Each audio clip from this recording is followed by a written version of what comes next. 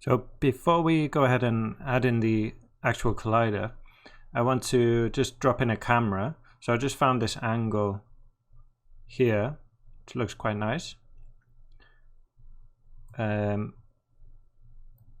just from this point of view, to keep this point of view, I'm going to go up to camera, just control click on that, and it's going to drop a camera in my position. If you want, you can take down these the same rotation and translation if you want exactly the same. So I've got the camera set up there, so let's go ahead and take a look at the collider. So if we jump into this strawberry and then drop a collision source. By the way, once you've made a camera and you're looking at it, make sure this is not checked. Something I always do, it's really annoying, if you forget and have this turned on and move around, you're going to lose your camera position. So here in our collision source, this will generate what we need, so I can move around now and the camera will still be there. So this will generate what we need for our collision, a VDB, and we'll use the polygon mesh as well. So let's drop two nulls, because these will be connected with our DOP network. So here on this side we get polygons, on this side a VDB.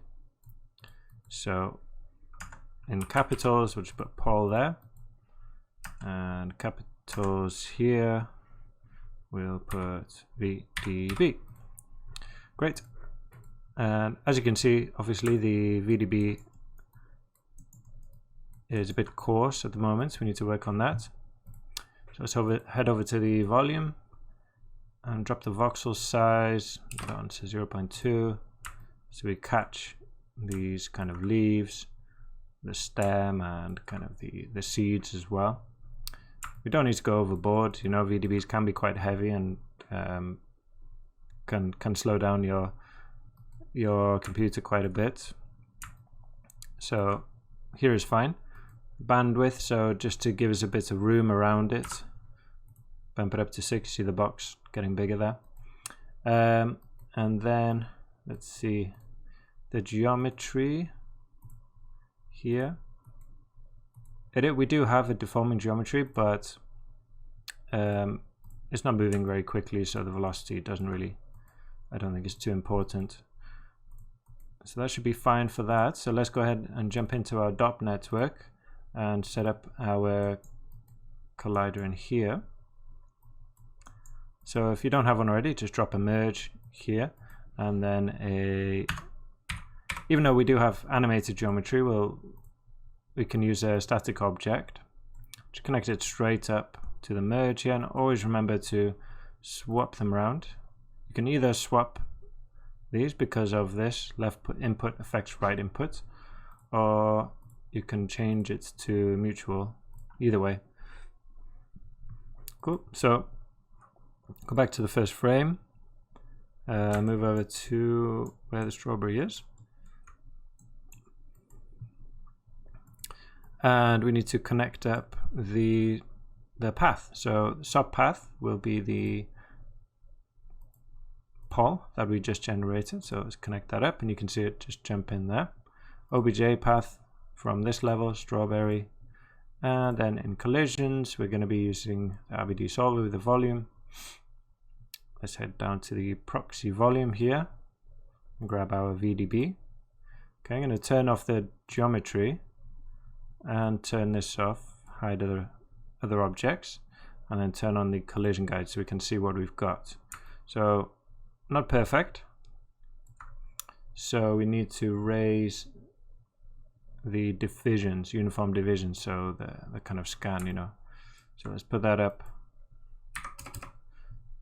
This will hopefully give us more detail. Yeah, looks pretty good. We can try this laser scan as well, sometimes helps, just to experiment. Yeah, I think that,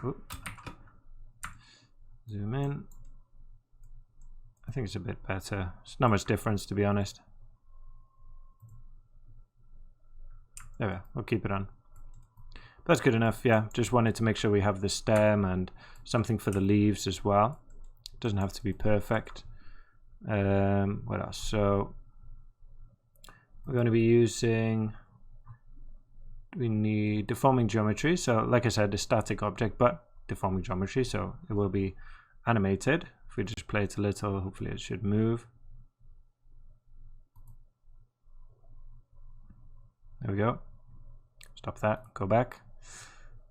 I just wanted to make sure that's actually moving. Let's turn that off. Display geometry. You can use object transform in case we, so that's if you have any transforms on this level. If you transform here, it will take that into account. We don't have any, but we might want to. Okay, as we do, you know, with the emitter there, we might want to do something here. And that should be it, I think, for that. So the reason I wanted to make a camera is because we can use this to kind of clean up the point. So any points which leave the frame here, we can delete them, right? So we can use this box to do that. So what we could do, I want to keep this view so I can see. If we split this pane left and right, and then work in here and just kind of keep an eye on the lines. Maybe if I press D, turn the background to dark so I can see these lines and hide the ground plane. So I'm keeping an eye on these borders here. So, and then in here, I'm going to just click on this to this bar along the side here. Just check that.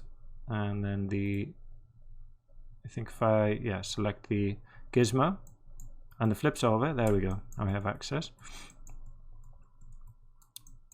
Let's see.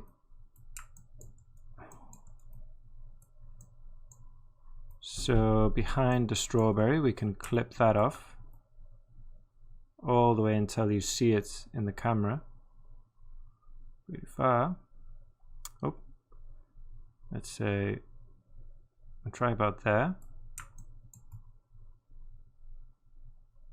And then we can probably go up a bit as well.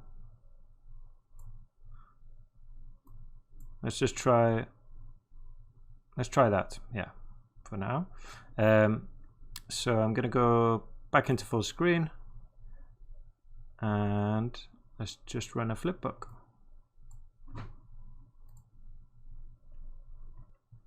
Right, let's see what we've got. Full screen that. Hit play.